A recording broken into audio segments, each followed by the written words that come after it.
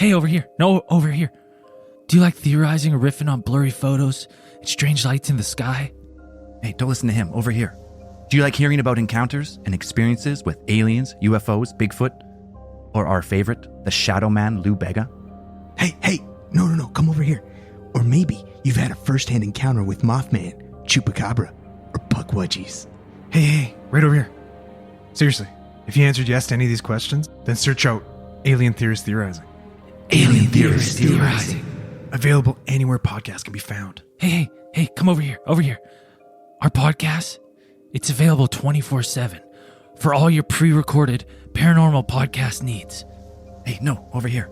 Join us, the Alien Theorists, as we wade through the BS and be inspired by the possibilities with open minds and beers in hand. Enjoy the show.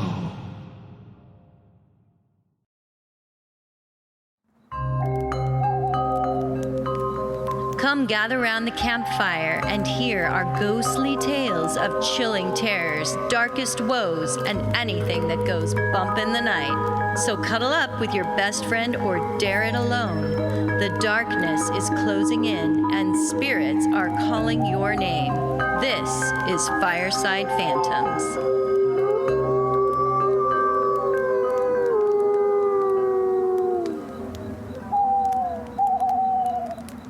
Well, today I'm very excited. We're going to be talking about my favorite author of horror. Oh, who could that be? I think you mentioned him last episode, Holly. Maybe. The King, Stephen King, of course. Stephen King.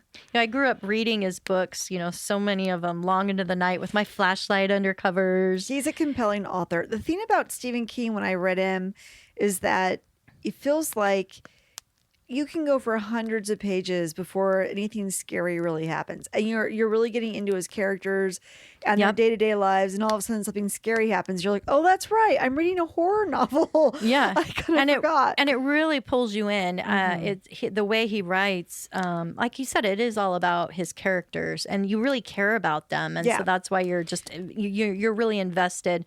But I've always kind of wondered, okay, what kind of childhood trauma did he have or influences that inspired him to write all these really horrific, scary stories? Because let's face it, he's written over 80 novels. I think I read somewhere where he's had over 130 short stories published. Wow.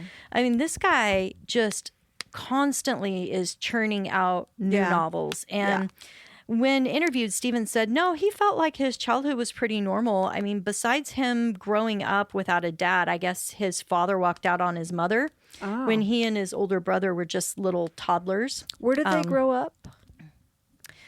Was it Vermont or Maine or wherever he lives? Yeah, he still lives in Maine, I believe, and that's where he grew up.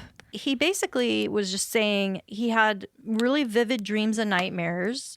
He really believes a lot of that helps fuel his stories. And other than struggling with poverty growing up, he doesn't really think there's anything particularly negative in his life that shaped his love of horror. He just loves it. And according to also some of the comments he's made, he did admit that he could have repressed memories from a trauma that he was told about by his mother. So this is interesting because his mother said about a time when he was really young. He had gone to play with a neighbor kid whose home was, situated right by the railroad tracks. And usually his mom would get a call from him or the other parent telling her to pick him up. But this particular time, Stephen just shows up on his own back home about an hour after he left. And he said, quote, "My mom was worried because I was white as a ghost and refused to speak to anyone for the rest of the day. And later, it was discovered the kid I was playing with got run over that day by a freight train. Oh, my God. While crossing the tracks. And, he said when I got much older, my mother relayed the story to me and told me that they had to gather all the pieces of his body parts in a wicker basket." Oh. So, yeah, that's not trauma at all. So there is that unknown. Maybe he witnessed the accident. I mean, he was a toddler at the time, right? Or a little kid. And how old was he? I don't know. The whole story, it didn't give his age at the time. It just said he was little. He was like a little kid. Jeez. And or perhaps he saw the aftermath. Like, what if he like went over there, saw it, and then just like rushed back home? What if he pushed him in front of the train? Okay. Josh, cut that because I knew she was going to go there. No. This is where the lawsuits come in, Holly. No. He knows I didn't mean that. Okay. But it does She's explain- sorry, Stephen. it You would does- never hurt a fly. It does We know explain a lot, though. I'm just saying. You know, that maybe I will not condemn you too hard because that thought did pop into my head too. I of course it did. It just seems a little too coincidental that he witnessed or Yes. was a part of And then a tragedy. Quickly came home and then all of a sudden got all this inspiration Yeah, for he was horror. so creative and it came up with all these really terrible ideas for No. books. I'm Holly, like, sorry. huh. We Interesting. know that didn't happen, Stephen. But he said he always had a thrill of wanting to be scared. He loved it. And I kind of am the same way. I I'm the love same to way be too. scared knowing I'm still safe. Yeah. And yet he said his imagination made him scared all the time. So there was, he said there was always this monster in my closet. There was always the monster under my bed. Yeah. He always had to have the light turned on at night. I wonder if because I used to do this when I would write all the time. I don't really write anymore, but if I was writing something scary, I'd have to stop because I'd start to freak myself out. So I wonder if If he he gets does that way? if he gets scared himself while he's writing one of his books. I would want to ask him that because I do know he has said a lot of his stories are loosely based on true experiences. Huh. He's either witnessed or heard about. A lot of his characters Does it include Pennywise? yeah. A lot of his characters he models after his own life and struggles. Like I know you've heard about this. He's had a long battle fighting inner demons like alcohol and drug addiction. Oh, I didn't know that. And so some of the characters, like he tries to make cameo appearances in his movie renditions, but a lot of his characters will struggle with those same issues. Interesting. Okay. Well, Stephen King met his wife, Tabitha, in college, of course, while in the hi, library. Tabitha. And guess what? She's a writer too. Oh, that's so Isn't that so sweet. perfect? So cute. Well, their marriage almost didn't last. I mean, they're still married, but it was because of his alcohol and cocaine abuse that she almost left him. However, with one last attempt with an intervention, he was able to get help and she stuck with him. Oh. He's been interviewed saying it was so bad during the 80s for him that he regrets he has no recollection of writing a couple of his books. Wow. Cujo. He has no recollection of writing Cujo, one of the best Wow. books. Yeah, it's one of my It favorite is Stephen King so films. good. Yeah, and And- it's so realistic. And parts of it. He doesn't remember What if parts that of it. clown was That- part of the binge? That makes sense. Yeah, that, that makes kind sense. of. Yeah. The floating Coke and You float too. we all float. I think Stephen realizes without Tabitha, he could not be the man he is today or nearly as successful because of her influence, because she really has helped him get books published that he wouldn't have otherwise. Okay. All of his books, I think, are just, amazing. But as a teenage girl growing up, I think the story of Carrie and Pet Sematary were the two that really haunted me and really changed me. Are those the books that launched his career?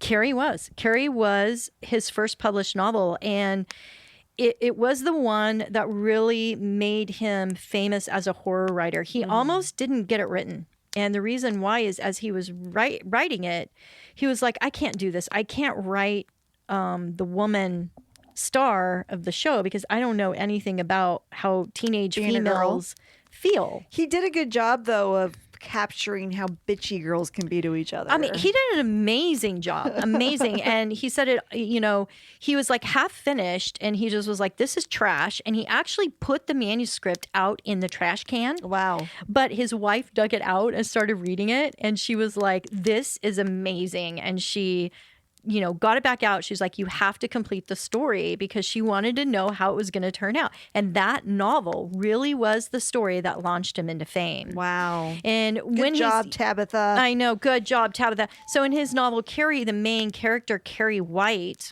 Sissy Spacek played the main Sissy character. Spacek, I can't really see her in anything else. I 'cause know, I can't just see her in it. see That Carrie. blood all over her. And that look, her eyes are all yeah. popped. And oh my God. Oh my God. She's so scary. But, you know, this character was inspired by two classmates of his. Really? He had gone to school with these two girls who were relentlessly bullied, and there was no way they could get out of being bullied. They tried to change their clothes, they tried to do different things, but the classmates were so cruel, Yeah. and they just would not give up this image that they had of them.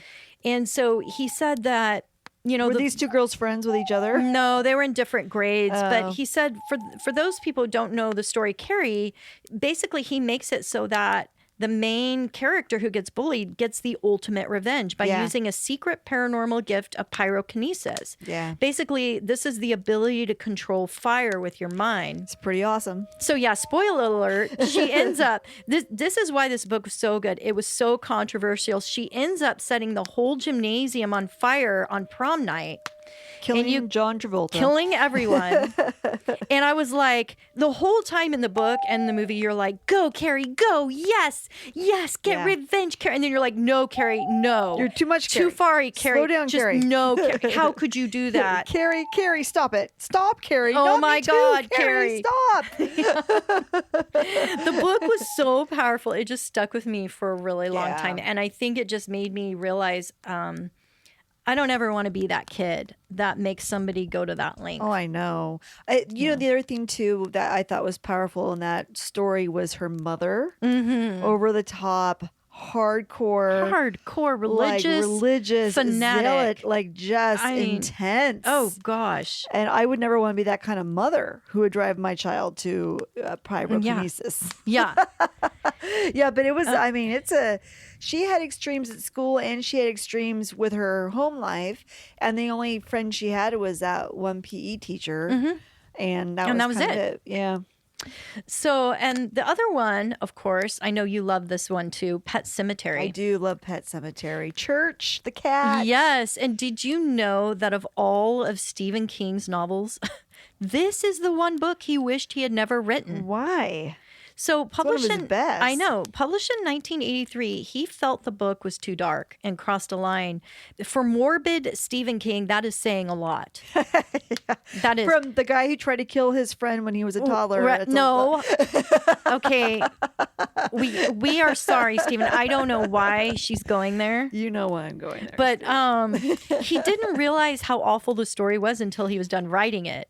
And of course, he stuck it. No, he stuck it in his drawer, and he would not. Tabitha was like, "You need to publish this book." Well, the deal is that he wanted to get out of a book contract, right? Okay.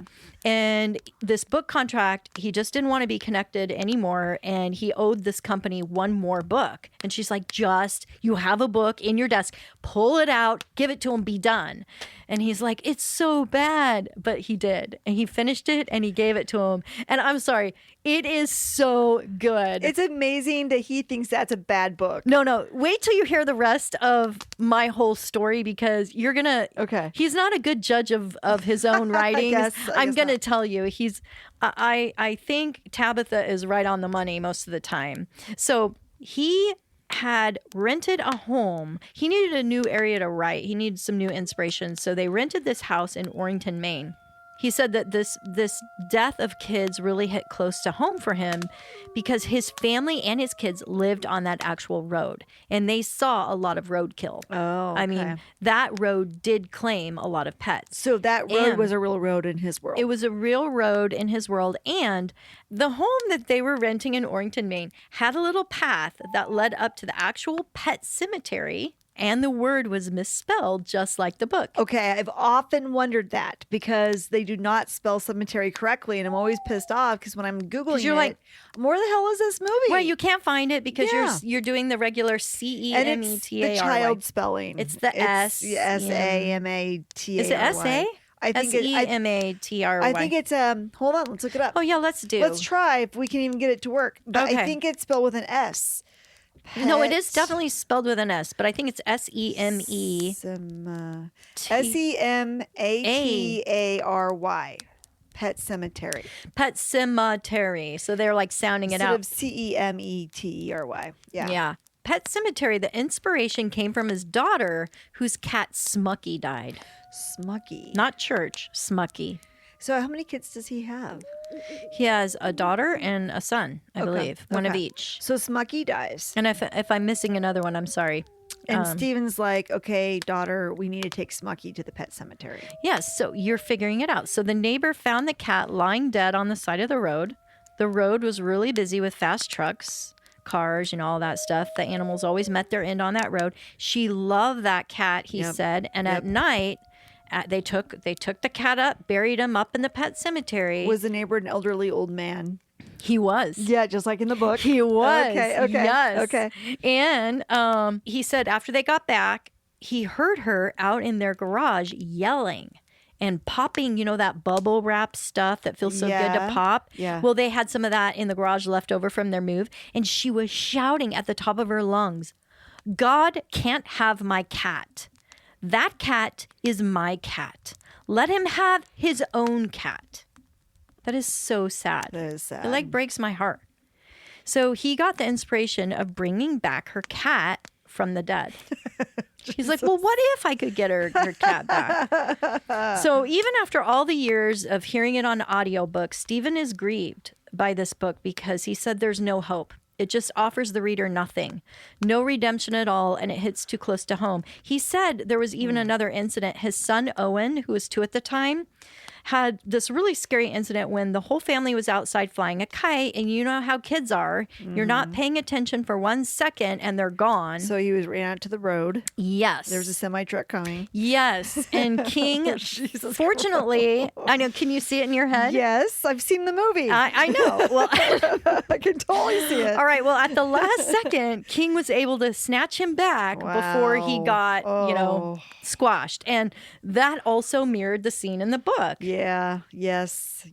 Yeah. So, quote. It's too personal for him. It really is. Cemetery is too personal. Yeah. And quote, he said, put simply, I was horrified by what I had written and the conclusions I'd drawn. Yet this book was one of his most successful and beloved novels. And I do remember this awful, most memorable line, but it hit me really hard. Quote, sometimes dead is better. Oh, yes. That's End great. quote. It's a great tagline. It totally is, because I really think this book helped me deal with loss. I mean, at that age, you are probably losing your pet for the first time. Yeah. You probably are losing a grandparent. And knowing that letting someone go and truly grieving is the better way. Yeah. I mean, they are better off dead. And sometimes that's a good lesson. Otherwise, I might have gone down a very dark path, started doing voodoo or something. I mean, you just don't know how my life could have turned out, Holly. Yeah. You don't want to get into the habit of trying to bring back people from the dead. That can be really creepy. Yeah, and that book showed me. Yes, it did. You don't want to bring back dead It's a good people. moral lesson. It's a good moral lesson. Just leave it alone. Go through your grief and move on with your life. So, and I've always wondered this about Stephen King. What is Stephen King afraid of? What are his real fears? Death? Because if you try and read his books and figure it out, there's one thing that's missing, I think, a lot from his books. Spiders. Ugh. Spiders have always creeped him out, he said. So he doesn't write about them.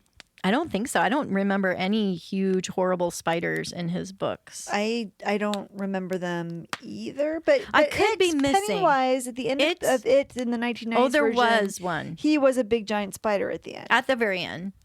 I think he was in the Yeah. new version too, but I can't remember. So that's one of his fears. Big Okay. cars and trucks and elevators also. Like, he doesn't like elevators. And that makes sense to me about the trucks because do you remember that in 1999 he was walking and got struck by this Dodge Caravan truck thing? Karma. Well, oh my God. Josh, cut all of this out.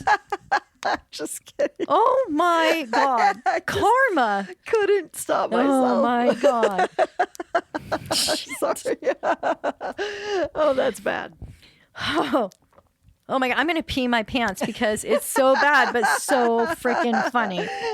So he stopped writing for a period of time because it was so painful for him to sit in the car. I mean, he got busted up. He got so hooked on opiates during that time also. Oh, wait. And, So wait. He was off his addiction. He got hit by the truck. and got back hooked on Oh, opiates this shit. time. So he broke like a shit ton of bones, didn't he? Okay, so this is what his injuries included. Okay. A huge gash in his forehead, a fractured right hip and leg, a punctured lung with broken ribs. I mean, it's a miracle the guy lived. How would you like to be the guy that hit him? Okay, so this is the good part, right? Okay. The guy that hit him, his name is Brian Smith.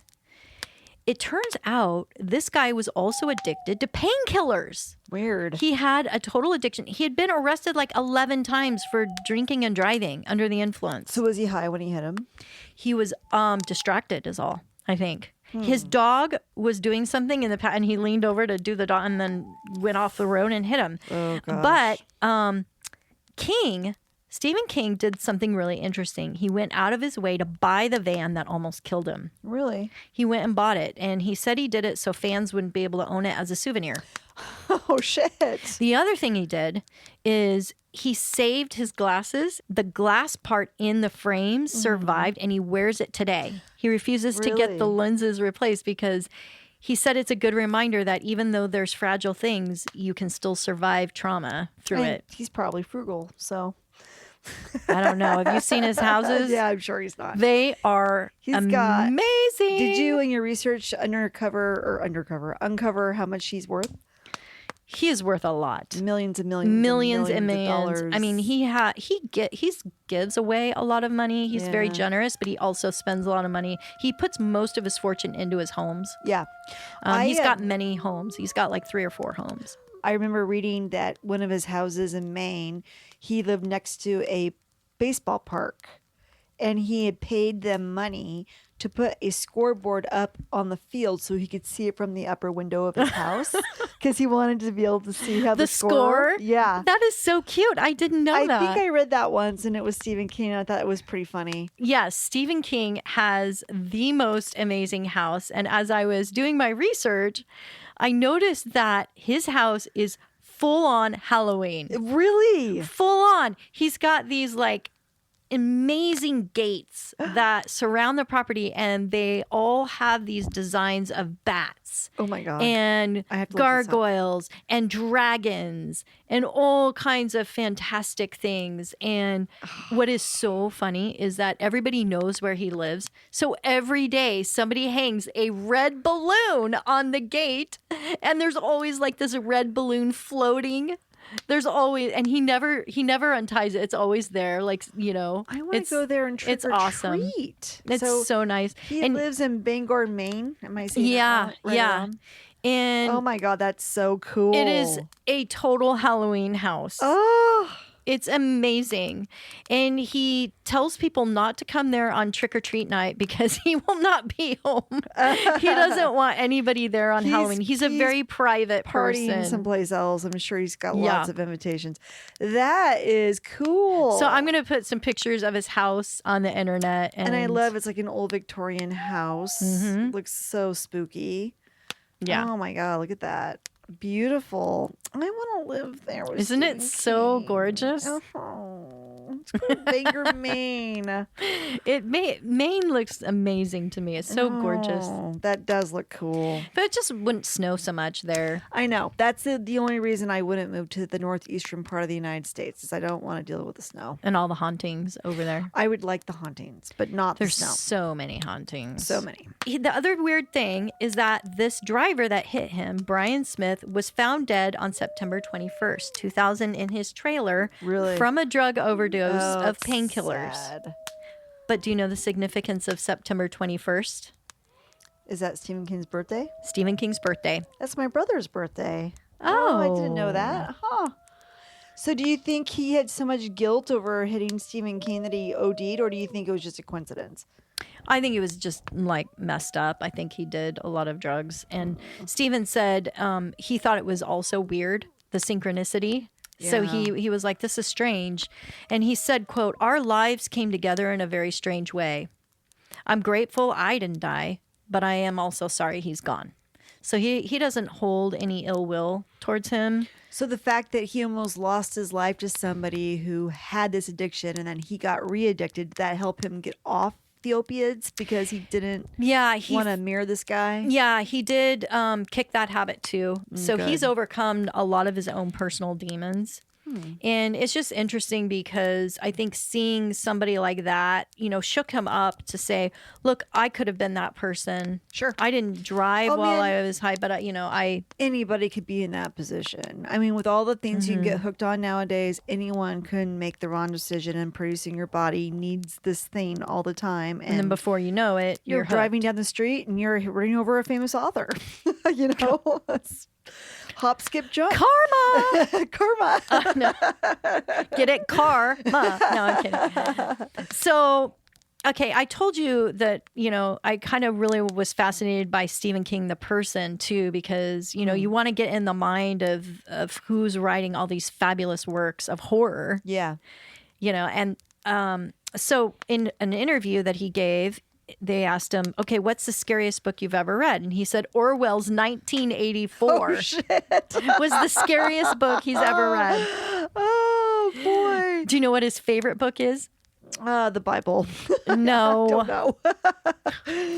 Lord of the Flies. Oh, God. Those are both very dark. That is a dark dystopian book. novels. Oh. He had a list of his favorite top 10 books, and strangely, no Harry Potter was there. But I know, I'm Harry so Potter. disappointed. But Lord of the Rings by J.R.R. Tolkien is on that list. So, What else did he like? I don't remember. Those were the main ones. Okay. There was a couple I didn't recognize. Yeah. I know he hates Hemingway. He doesn't like Hemingway at all. Not so much. I didn't like Faulkner. I had to read a lot of Faulkner in college, and I was not a fan. Fuck Faulkner, man. They didn't teach Stephen King in my college. Damn it. They Darn should it. have. And you know what? As I was listening to his interviews at some of the colleges, I'm like, oh, I would have loved to have had him as a professor. Was Could he you a professor? imagine? He taught for a while. Did I he? think before he got published. Yeah. Oh, before he published. Yeah. I think he was probably going to be something along those lines, like probably an English professor or something. It's like Sting. He used to be a lit professor.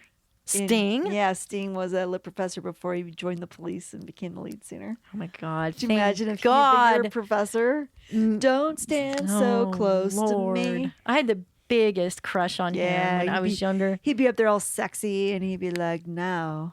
He'd probably saying all of his lectures to his class. Oh my gosh. All the girls were just gazing at him like, you're Okay, so we may have to handsome. pause this, podcast so I can love you, Steve. play some of his music again. Those were such good days. Yeah. His favorite novel that he has written is called Lizzie's Story. What? Yeah. Oh my God. What the hell is that?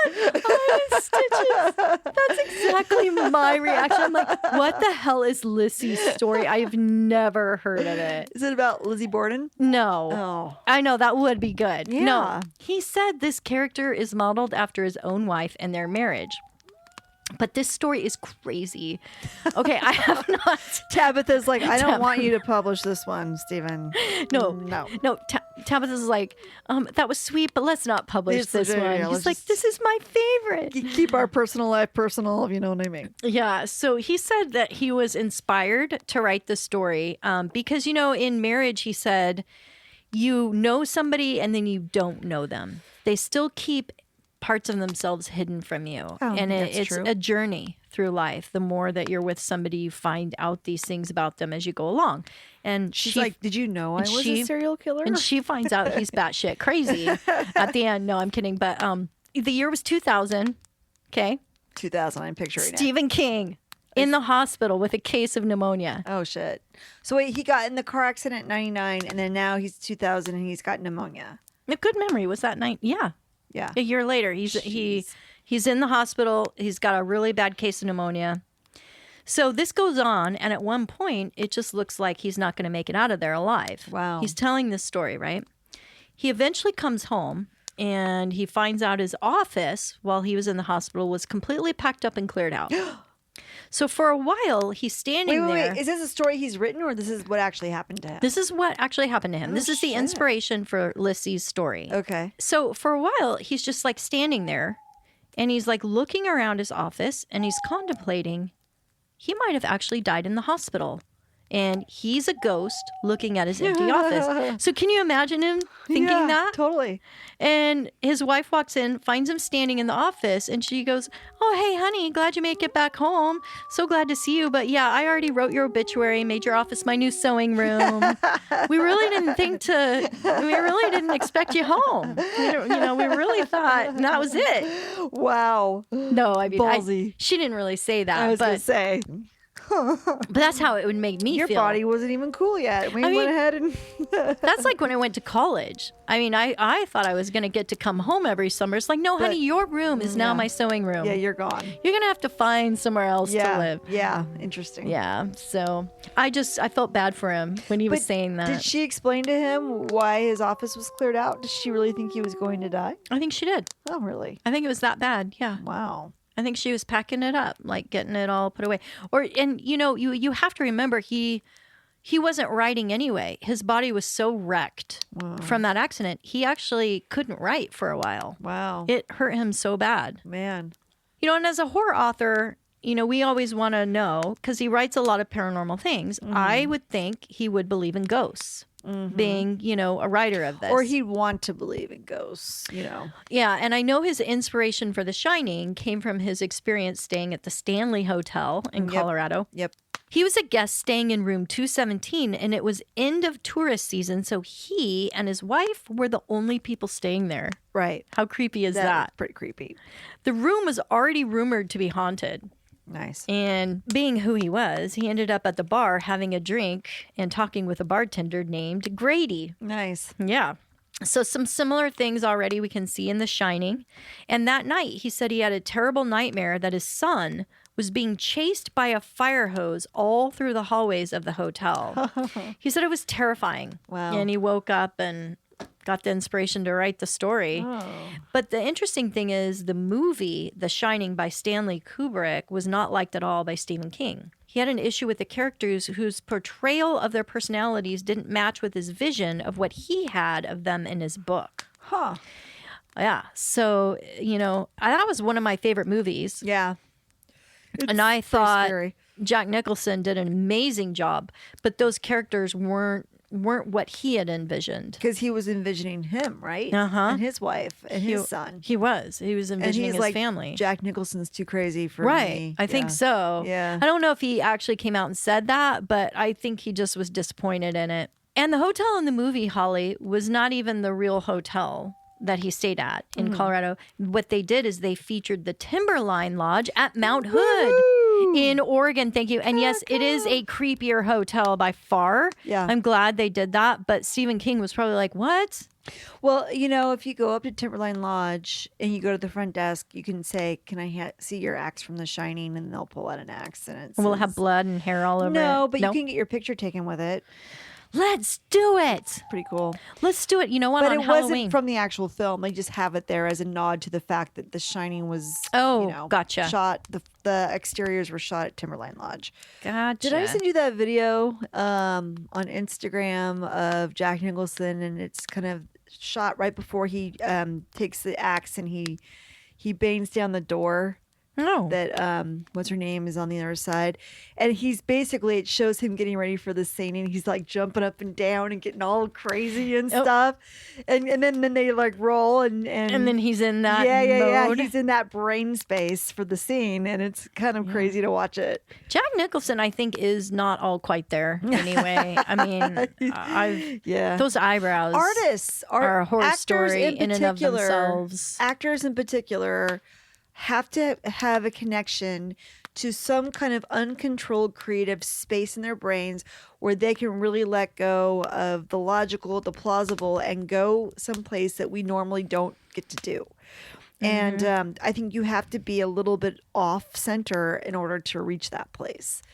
You're not harmonizing in the intelligence sphere. Not to say that actors are not intelligent, but there's something about the logic that gets dumped, and then you're immersed in the spirit and that creative and the the emotion of somebody. And yet so many times I hate to say this because I don't want to be one of those book snobs, but my imagination when I'm reading the story, I'm almost always disappointed in the movie. Right. A After lot of I've people read a book. who like the books tend to feel the books are better, and a lot of time the books are better. Yeah. Yeah. I think because it gives you that freedom Sure. to just make it that personal spin. Right. It's So it's going to fit what you want it to fit more so. I think so. And then film is more somebody else's vision. Did you ever read The Stand? Yes. Stand was really good. It was so they- good. they Dark Tower, recently- the whole series. And he said he'll never be done with Dark Tower. He's Yeah. always like thinking of more things to add to it. I know they recently remade The Stand with Whoopi Goldberg. The But- Stand was one of my all-time favorite movies. really good. The movie was amazing Yeah. on Yeah. that one. Not Yeah. only the book, but the movie really was good. Christine. Yeah. So many. So good. Oh, Misery. No, Misery by Misery. far is one of his best. Oh my God. So scary. Kathy Bates nailed that. Nailed that role. Oh my God. She was so good in that. I think he did say she really did nail that role. She was- He did like her in that role. So creepy. And, obviously that's what one of his biggest Yeah. fears. Being trapped in a remote area with his biggest fan who doesn't So- like his latest book. So, Holly, I've got a challenge for you. Okay. What act are you going to follow with Stephen King? That's hard. Because that's going to be a hard one. It is hard because there's not a lot of authors you can compare to him. No. But as you know, I'm doing mine on Anne Rule, but it's not quite the same because she's a true crime writer. But Oh, that's right. Yes. and it's not, my story isn't so much about Anne Rule. What? It's kind of about her. Okay. It is a little bit about her, but it's really about her most famous novel, as most people Well, will know. that's fine. So, I mean, I talked about some of Stephen King's novels. yeah. I don't go into great detail about her novels, just the one book, really. And even that, not to a great degree. So, yeah, let's talk about Anne Rule for a while. Let's. Shall we?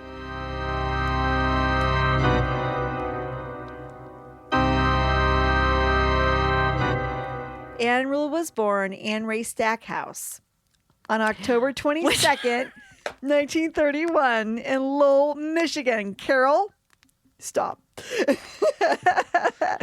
Growing up in a law enforcement family, Anne followed in the footsteps of her grandfather and her uncle, and she became a police officer herself. And this time she did that in Seattle, Washington. Good old Seattle, just north of here. Yep. She went to the University of Washington, which of course is in Seattle, and she studied psychology, criminology, and she also took some creative writing classes. I thought you were going to say criminology, like criminology, like cremating school. maybe she did. I don't But know. it's criminology. Okay, gotcha. Little did she know that she was going to use all of these disciplines to build her career as a true crime writer. Yay. Oh.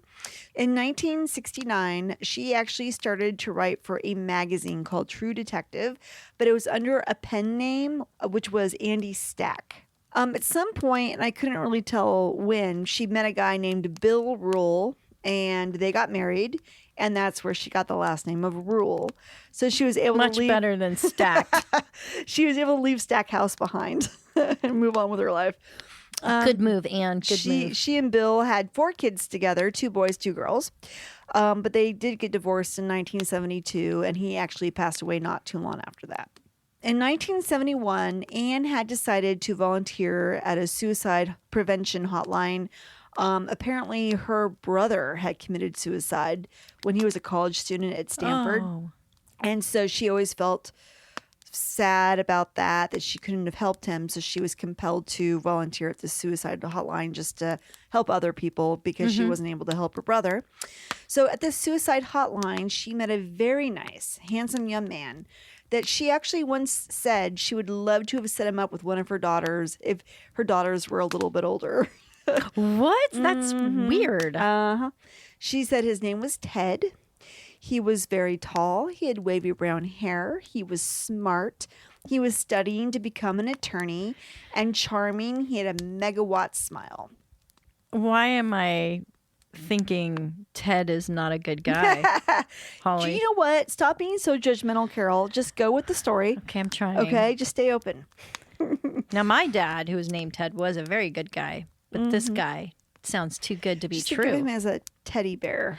This Just guy like a seems too good to be cuddly, true. Warm, fuzzy teddy bear. The two of them actually became really close friends, and they often confided in each other about their personal lives. She met him about the time she was going through her divorce, so she would cry on his shoulder and Oh, Bill did this today, and he would be like, "Oh, Ann, it's okay." And then he would talk to her about his girlfriend that he was living with. Her name was Liz Clofer. I think I'm saying that right.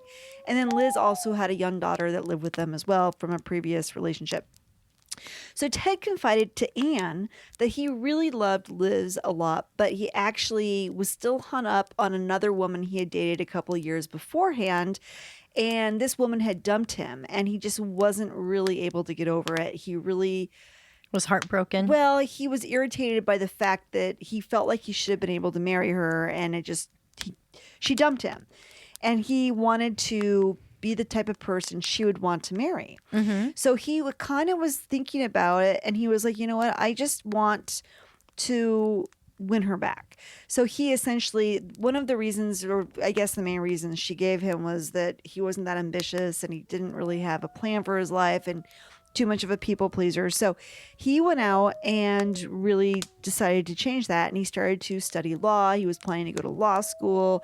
He was going to become a go-getter. He was going up the ranks in the Republican Party. He was getting involved in politics and really putting himself together because he wanted to be looking like a real great catch for this woman that he was That's still a lot hung of up on. effort to do all that for someone else, and it's not Yes. your own dream. Right.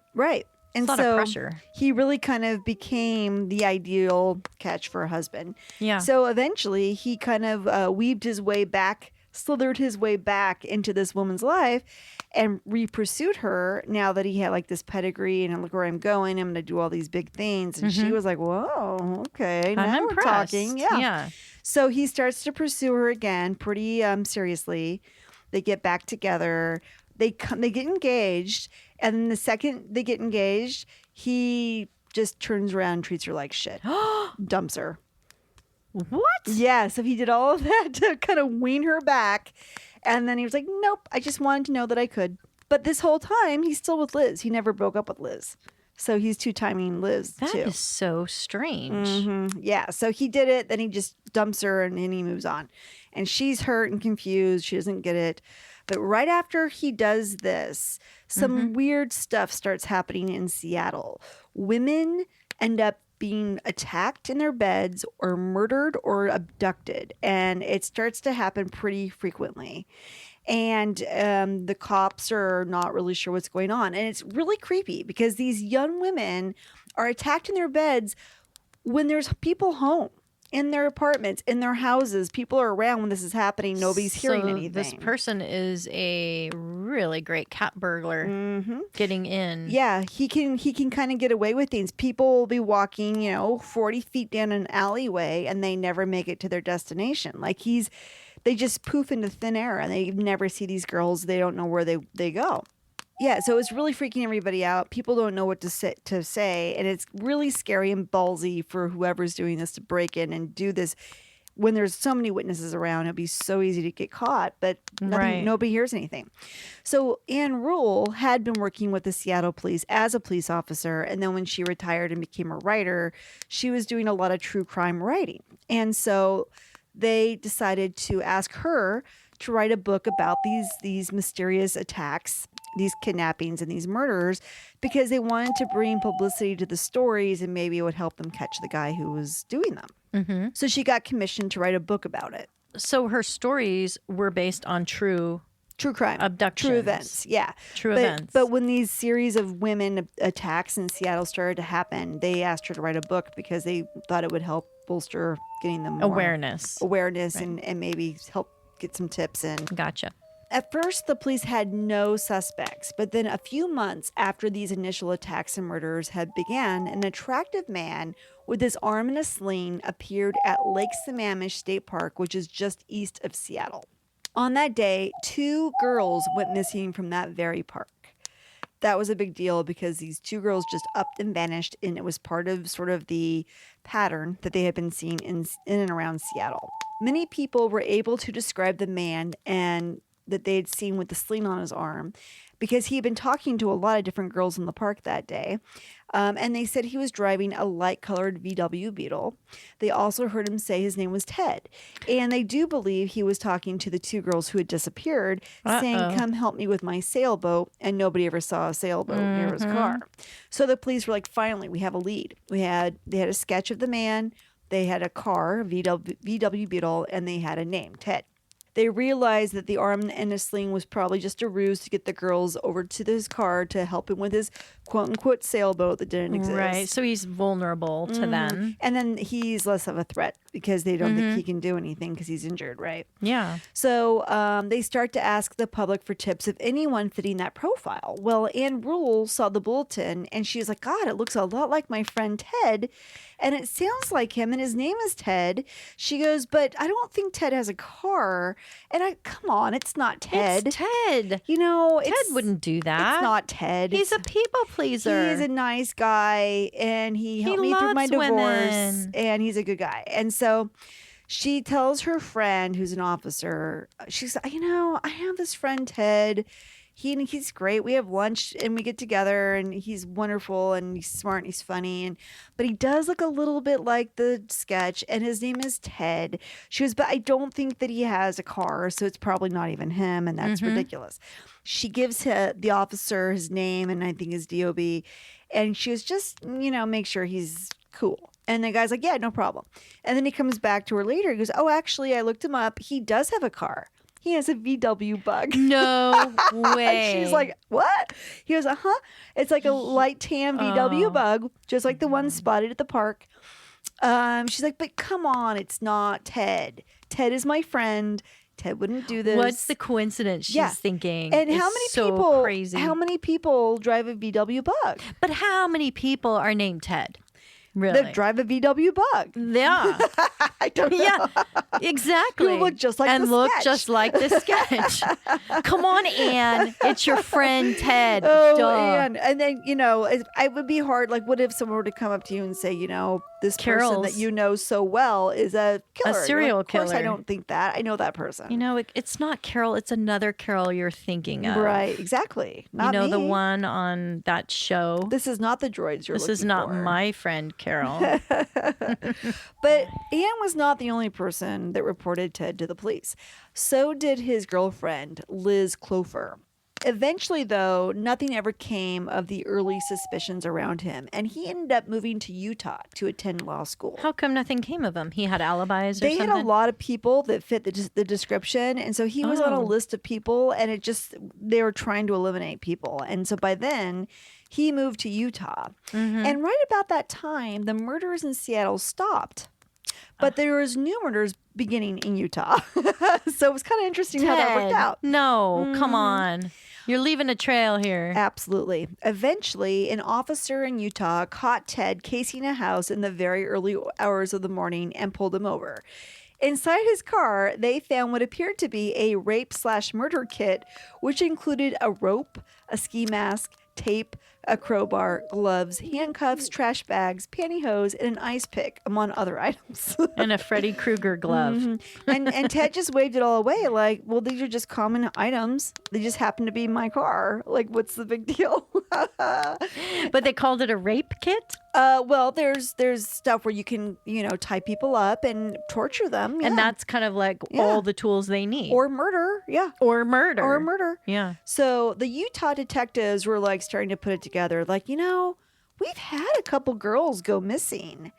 And this is really weird. This guy is out here early in the morning and he's got all these things in his car. This is very, very strange. So they're starting to put it together that maybe they need to hold on to this guy.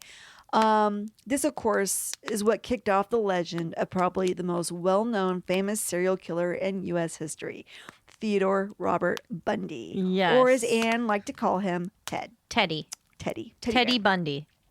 While in Utah, Ted had tried to kidnap one woman from a mall, but she managed to escape. She was later able to identify him in a lineup as the man who tried to abduct her. Liz Clover, back in Seattle, his girlfriend, also heard about the murders in Utah, and she's like, wow, that's kind of a coincidence that my boyfriend is now in Utah and these murders are happening there. Yes. So she picks up the phone and she calls the Utah police to once again explain that, yes, she was dating the killer that they sought. And as their suspicions around Ted Bundy grew, they decided to fly out to Seattle to interview her and collect even more evidence against him. His VW Bug was eventually confiscated by the police, and inside they found hair matching 2 of the murder victims. Uh-oh. Ted was later linked to murders in Colorado, so he was extradited to Colorado, but while in custody there, he managed to escape twice. Once when he jumped out of a second-story window of a courthouse and disappeared into the woods for 6 days. He eventually showed back up in town and was caught by the police. The second time, he managed to escape again when he squeezed through a crawl space in his prison cell and worked his way through the ducts in the ceiling to the jailer's quarters, where he kicked through the ceiling, dropped down, changed into the jailer's clothes, then walked out the front door like he owned the place. What a crazy, like, Ballsy. He's ballsy. He's an ultimate spy. Like, Yeah. they should have recruited him for, like, stealth work. He is confident at AF. He really is. And there's some video you can see of him and you can just see his Calculating, or you can see his confidence. Mhm. It just shines through him. He's just like, how dare you? Don't you know who you're dealing with? Like, just he's above and beyond everybody. Like, you can see that attitude he holds about himself. It's very interesting. So anyway, the reason he got away with this is because he took his books and his files that he was using to study for his case. He put them under the blankets of his bunk, so it looked like there was a body in there. So the prison guards just assumed he was still in bed. When they Yeah. looked in the window at him, they thought he was still asleep. I used to do that when I'd sneak out of my house. Yeah, it's- make a fake body of myself in the bed. It's very effective. It wasn't discovered that he had escaped until 17 hours after he had walked out of the building. So by that time, he was not even in Colorado anymore. He was gone. Right. It was the second escape, however, that would prove to be the most deadly for Ted. He stole a car, he caught a bus, then a plane, and eventually he ended up in Florida at the Chi Omega sorority house at Florida State University. On the night of January 15th, 1978, Ted crept inside Chi Omega house and bludgeoned and strangled 2 sorority sisters to death. Wow. Yep. He attacked 2 others, leaving them badly injured, breaking jaws and knocking out teeth, but they both survived. He then went down the street a few blocks, broke into a duplex, and attacked a 5th victim, leaving her with multiple skull fractures, a jaw fracture, and dislocating her shoulder. She also survived the attack, but it left her deaf and her equilibrium was destroyed, which effectively ended her dance career. That is so weird that he turned so awful violent. Because Yeah. up until then, it didn't seem like he showed any of that side. There were things. So I just finished The Stranger Beside Me, which we'll talk about here in a second. And she does talk about stuff in his childhood and how, well, we'll go into that a little bit more Okay. detail. So I'll keep going here for a little Sure. bit. A few weeks later, Ted kidnapped, raped, and murdered another Florida resident, Kimberly Leach. She was only 12 years old. A few nights after Kimberly's disappearance, Ted was pulled over by Officer David Lee after he noticed that the VW Bug that Ted was driving was stolen. Ted was cooperating with the officer, but when the officer tried to arrest him for the theft of the car, Ted ran. The officer eventually caught him, wrestled him to the ground, and arrested him. That would be the last time Ted Bundy would be a free man. Ted Bundy was eventually connected to murders in Oregon, Colorado, Idaho, Washington, Utah, and Florida. So, of course, many people know the story of Ted Bundy and where he ended up. He went on trial for the sorority house murders, claiming the whole time that he was an innocent man and that all of the evidence against him was coincidental. Eventually, he was found guilty and he was sentenced to death in Florida's electric chair. He went on trial for a few more times and was found guilty in all of these trials. He was eventually electrocuted in Florida's Old Sparky on January 24th, 1989. Wait. They called the chair Old Sparky? Yeah, they called it Old Sparky. Oh, wow. He was 42 years old. During his final days, Ted shocked his family by admitting to the murders and giving detailed accounts of all those crimes that he was accused of. So he does eventually come around and say, yeah, I did it. So Anne Rule, for her part, knew that Ted had become a suspect while she was in the course of writing her book on the murders of the Washington victims. She truly did not believe it was him at first, and for a long time, she considered Ted innocent. However, as time went on and she saw all of the mounting evidence against him, she slowly started to realize that her good friend Ted was indeed the man that she was writing about. Her book became less about bringing publicity to a case to help catch a killer, but more about a killer she already actually knew. Wow. What are the odds? Think about that. What are the odds? Someone comes to you and says, we want you to write a book about these girls who are disappearing. And you're like, oh, yeah, I'll do that. But I'm going to have dinner with my friend Ted tonight, and I'm going to tell him about the book. About and my then tomorrow book. I'll start my research. And he knew all along that she was writing this book. Yeah, he did. The power he must have felt knowing that, Oh, too. yeah. He It's must like- get a rush every time he can escape a situation and get away with something. And Yeah. I've heard that in a lot of these cases, it's the thrill of the game. Yeah. Right? It's the thrill of the game. Yeah. What were some of the signs that he gave to her? So, well, she never got any signs. That's she why she took really a very thought- long time to really decide that he was Okay. guilty, because he was so charismatic and caring and funny and smart and not at all what you would think about a serial killer. But when she did research for her book, in the epilogue, a lot of this comes out actually. She talks about the fact that he revered his grandfather and thought his grandfather was a loving, kind, wonderful person. But when she researched into it, turned out Grandpa was a horrible human being. Really? Even his own brothers, his grandfather's brothers, wanted him to die. They said somebody should kill him. He was a tyrant. He tortured people. He was mean. He would yell. He would torture the animals in the family. He was abusive as fuck. And Ted just thought he was wonderful. That is so bizarre. So either Ted twisted all that behavior and turned it into something else in his brain and attached positivity to it, or Ted saw the behavior, thought it was powerful, and he wanted to emulate it. Yep. He wanted to emulate the powerful tyrant that he was. Right. So his mother there was 3 girls in the family. His mother was the oldest. She got pregnant with Ted out of wedlock, and she claimed it was some sailor. They sent her to Vermont to have the baby there. So Ted Bundy was born in Vermont. And then she left him at the orphanage for 3 months while she decided what she was going to do. And I believe her family lived in like Philadelphia or Pennsylvania or somewhere northeast wise. So anyway, she eventually decided to keep it, but in those 3 months he didn't really bond to her. No, and that is really important. They Yeah. said when a child is born to really bond with a parent. Right. So his mom wasn't there. He never knew his dad. There was speculation that maybe his grandfather was his father, but we don't know for sure. So then she does go and she brings him back. So initially they were raising Ted. His grandparents, he was told, were his parents. And so Okay. they were raising him as their own. And then his mom he was told was his sister. And then there were 2 other sisters that were actually her sisters. Well, that's messed up to lie to your kid about who's his parents Right. are. Yeah. So then, I guess, the youngest sister, one night, she was asleep, and when she woke up, she said that the knives from the kitchen were all around her with the blades pointing at her.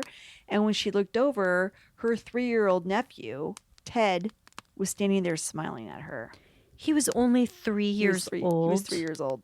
According to Anne Rule, he was 3 years old when that happened. Oh, no. Yeah. He's the son of Satan. Yeah. Well, A little toddler. Like, how do they have that mind already? I know. But if you think about it, if his grandfather was as evil and vindictive as the family said he was, that could have passed into Ted somehow. That genetically could have Modeled come into to him, him or and- modeled to him, or he has a disposition towards it. So who's to say? Anyway, but back to Anne Rule. So those were things that she covers in this book. It was huge. It's called The Stranger Beside Me. Huge best-selling book, sold millions of copies. And in that book, she said for years, and through Ted's arrests and his prison time, she and Ted would write back and forth to each other. He would even ask her to Oh send my God, she was still friends with him? the entire time. And no. All the way to the end. But she's writing a book about him now. So she wants the relationship. And she still feels that that's her friend. And like I said, the whole time, most of the book, she's not sure he's even guilty. Till closer to the end. And then she's looking at all the evidence and she's like, oh, yeah, I think he did this. But they wrote back and forth to each other. He would ask her to send messages and flowers to Liz, his girlfriend in Seattle, who he was still in love with, he said. He did not fault Liz for turning him into the police. And he was still after her. Yeah, that's so weird that, like, he wouldn't come after her for revenge for doing that. And he had no problem hurting other women that he didn't even know. Anne said that she felt like Liz was like his mother, reminded him of his mother. And so perhaps that was why. I don't know. But yeah, he still loved Liz. He asked Anne for advice in dealing with the police as he knew she was friends with many of them and had been one herself. Anne, on her part, would be supportive to Ted and send him money and things he may need in prison. All the time, she's weaving a tapestry of murder and mayhem in her book, going through very dark details of what her friend Ted had done.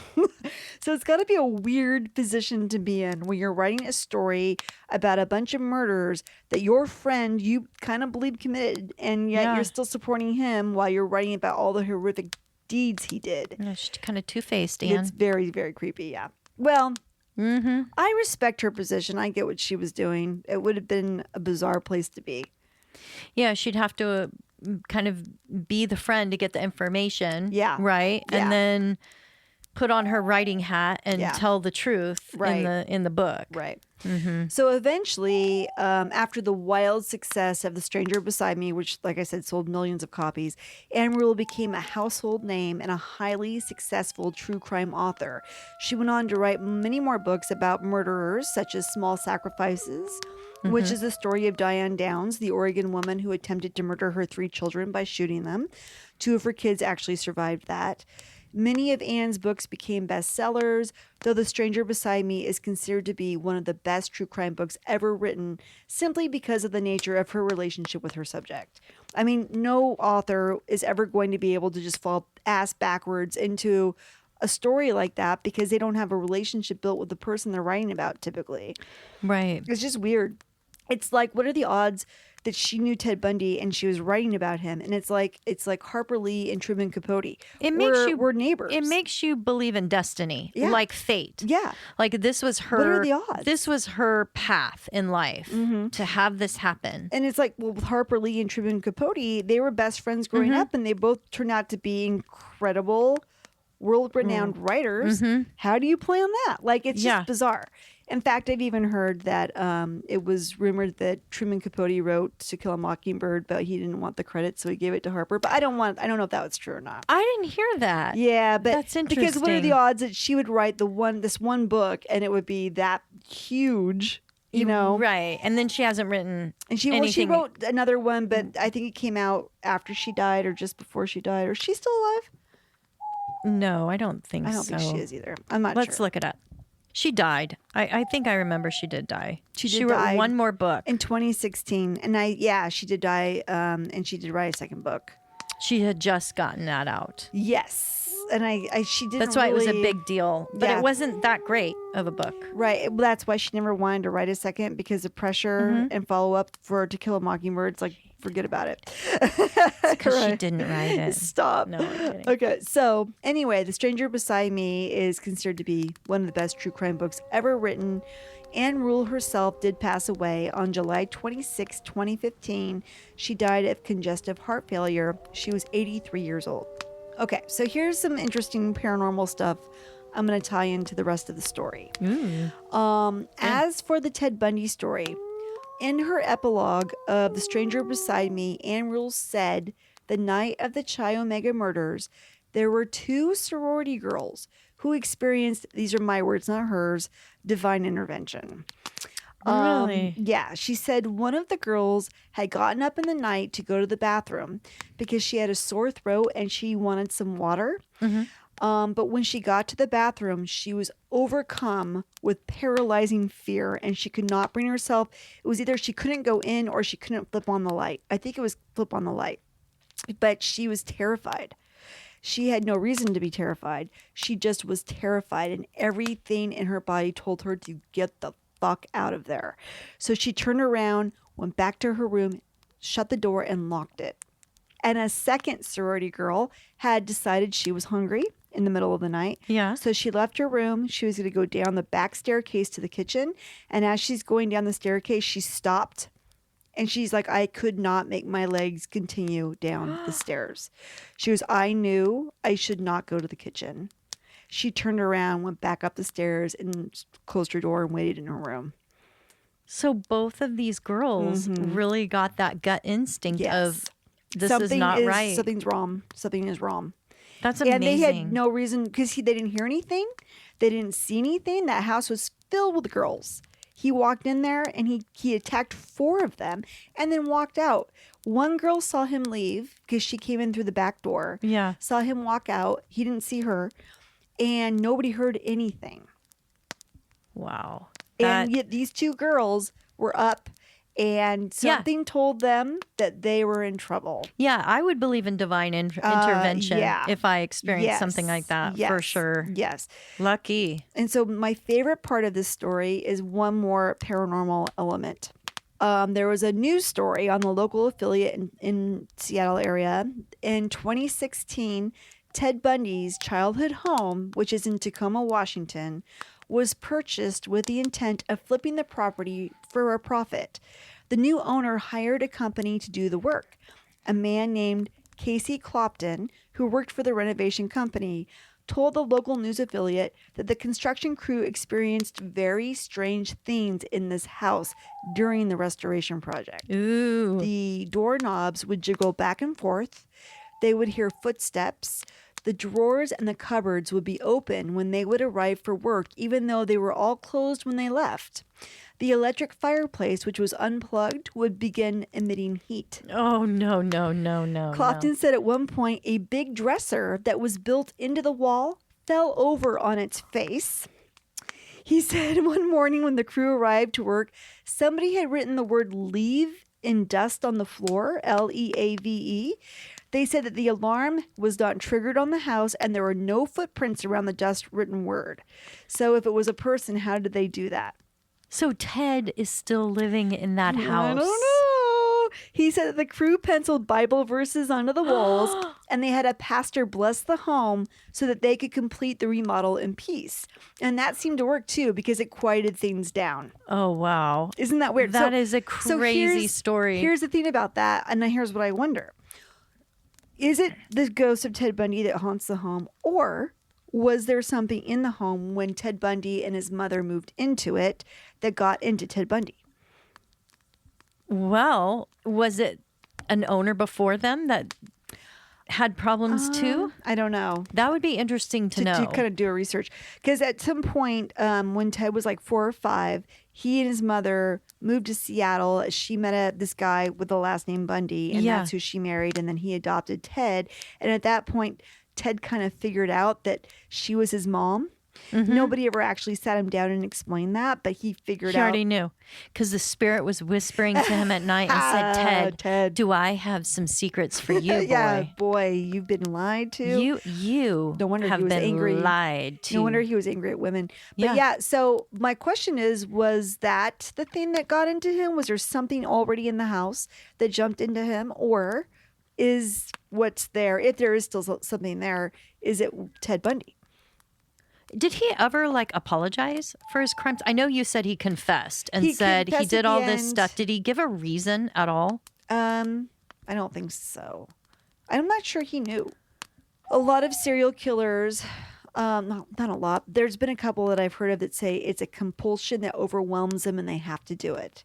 It sounds like possession. It does kind of. But going back to his house, they sold the house. I just think this part is interesting. Okay. They sold the house in 2016. I'm sorry, the house was bought in 2016 for $170,000. Mm-hmm. It sold in March of 2017 for $325,000, which it means they made a profit of $155,000. That's pretty good. They did good. But then on Zillow, it shows it sold again in April of 2017, which is the following month, for $335,000.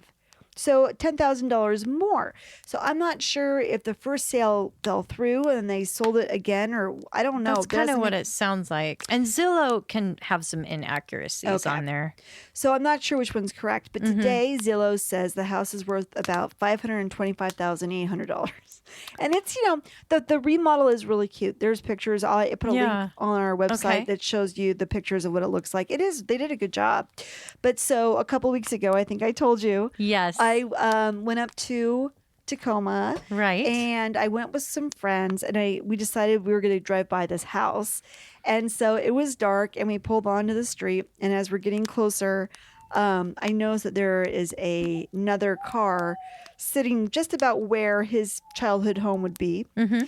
And I said too, it was my sister, her boyfriend, my boyfriend, and me, and we were all getting closer and closer. And I said, "What do you want to bet that they're doing exactly what we're doing?" And so as we got up to his house, sure enough, this car was sitting there. They were gawking at the house just like we were, and they had Oklahoma plates. Yes. And I'm like, "Do you think they came all the way here from Oklahoma to see Ted Bundy's house?" But That's a long ways away to come see Ted Bundy's house. Long ways.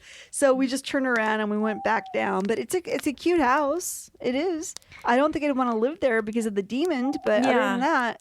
And you didn't think, like, if you were just to drive by and not knowing it was Ted Bundy's house and not knowing the history of the paranormal activity in it, it looks like a normal house. You would not know anything different about it from any other house. No. You wouldn't. It's very cute. You guys can look at it on our website with the links. You can click on there and see what it looks like. But it's blue with a yellow door. Like, they did a really cute job, like, changing it up and stuff. So, yeah. Well, so that's fascinating. That's kind of the story of Anne Rule, but it's more the story of Ted Bundy. But it's kind of about their relationship and how that book came to be, and just the unbelievable odds. Right. That she would know the guy. It's a great story. I didn't know any of that. I mean, I knew a lot about Ted Bundy. I mean, everybody's heard a lot about his exploits. Exploits. Thank his you. Adventures. I did not know that at all about Anne Rule. Yeah. So I don't know if she just doesn't talk about it that much, or I'm just not into true crime books, and maybe that's why I didn't know. When all this was happening, she got interviewed by a lot of different media outlets. Oh, she did. Okay. She did talk about it quite a bit. It was really the book she was most well known for, though. After that book, she did fine with all of her subsequent books. She was a really well-known, well-liked author. But yeah, just so weird that would be the case. She would happen to be friends with a guy who's doing all and the that murders. launched her career as a writer. It did. Because so it before that, changed her life. It's strange how, like, some really awful bad things for some people can be turned into a positive.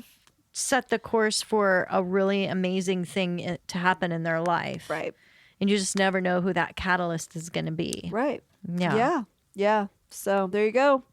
Well, thank you very much, Holly. Yeah, thank you, Carol. Really liked your story. That was a fun episode. I enjoyed that. Yeah, and you guys get inspired. Read some scary books this Halloween. Good books. That's right. There's a lot out there. That's right. All right. Have a good night. Bye. Bye.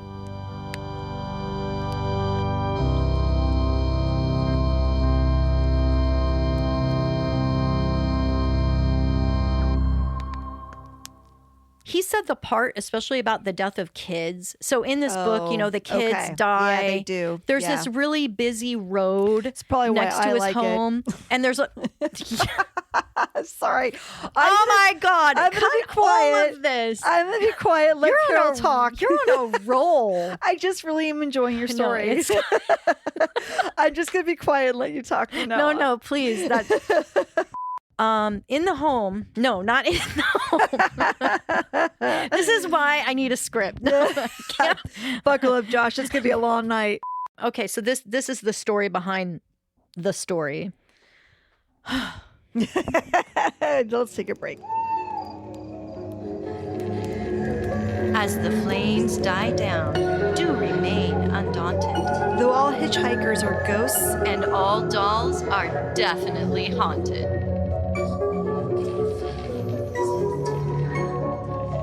Hey Hey guys, be sure to follow us on Instagram. Our handle is @FiresidePhantoms. If you have a spooky story you would like to share with us, send it to firesidephantoms@gmail.com and you may hear it on a future episode.